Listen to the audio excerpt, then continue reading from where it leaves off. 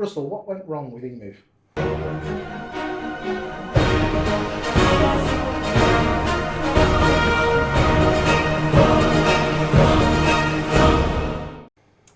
What went wrong? A few things, not just one thing in particular.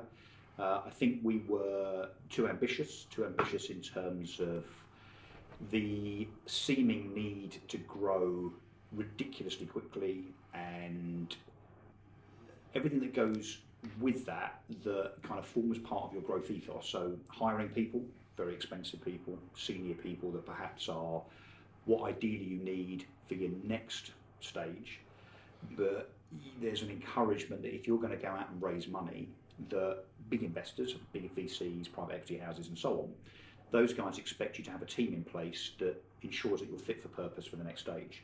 And of course that's very expensive. So you end up spending a lot of money on staff and not just grassroots staff, but as I say, the C-suite, the CMOs, the CTOs, the CFOs and so on. So there was definitely that bleeding of cash as a consequence of that cost.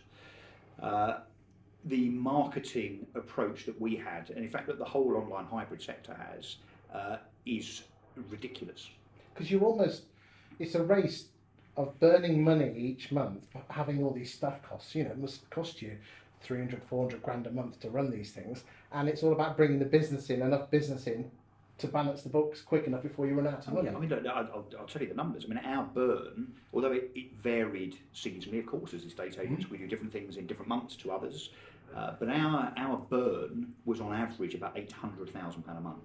Now that was operational burn, so in other words, the cost of staff. Investment in technology, we spent £7 million on a technology platform that, in hindsight, and of course, hindsight is a wonderful thing, and maybe we'll talk about this as we go on.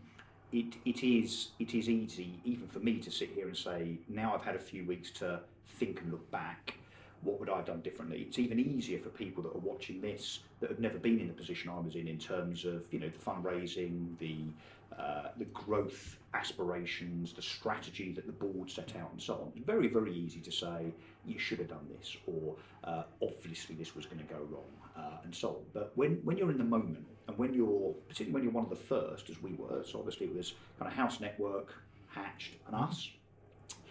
You then see Purple Bricks come along that raised £27 million in their first year. They went straight for an IPO, didn't they?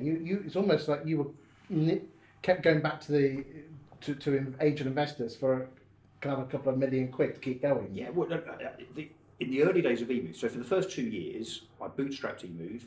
It was my money, not much, about 70 grand I put into Emoov at the beginning.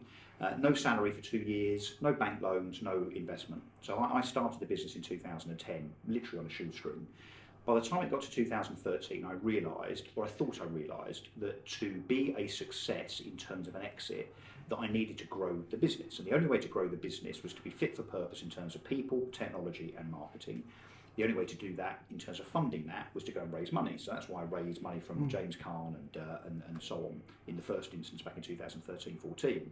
Naively at the time, we thought £500,000, which is what we raised, would fuel the business to have a value of about 10 million quid, and that would see everybody right. Literally within 3 months of us completing our first fundraising deal back in Jan 14 is when we completed, Purple Bricks launched.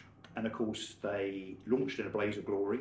They had everything kind of tied up and pre-considered, because of course they'd had 3 or 4 years to sit back and look at the entire sector. So they'd watched us, they'd watched House Network, they'd watched Hatched, they'd seen what everybody was doing, what to do, what not to do. And I guess what Purple Bricks did and still do fantastically well is to execute on their marketing and their brand awareness fantastically. And they, even though they were kind of 3rd, 4th, 5th in terms of them coming to the market, they certainly weren't first. They still had first mover advantage because they understood, because of Michael and Kenny's experience, because of the Virgin team that they brought in to run the marketing exercise, the marketing kind of execution. They realised that actually there was a position for someone to really kind of dominate the online hybrid sector. So therefore they raised a lot of money very, very quickly, built the brand through TV, Google PPC ads and so on.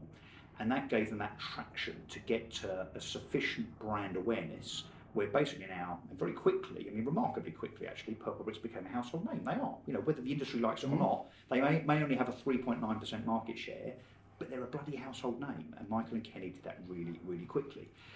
But there's not room for many of those. So, whether you're Countrywide, LSL, Foxtons, or whether you're Hatched, Emoov, House Simple, Purple Bricks, it's you can't have 4, 5, 6, 10 players that are all growing at 100% a year, all raising 30, 40, 50 million quid a year to do that. And therein lies the problem with what went on with Emoov, was that we were never really in a kind of second or third position in terms of the money we've raised. We'd never had the sugar daddy, as I call it.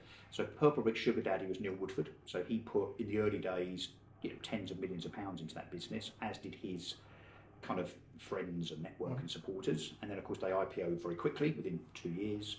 House Simple's got Charles Dunstan and Tosca Fund. Easy Property also have Tosca Fund, which is Martin Hughes, who's got very, very deep pockets.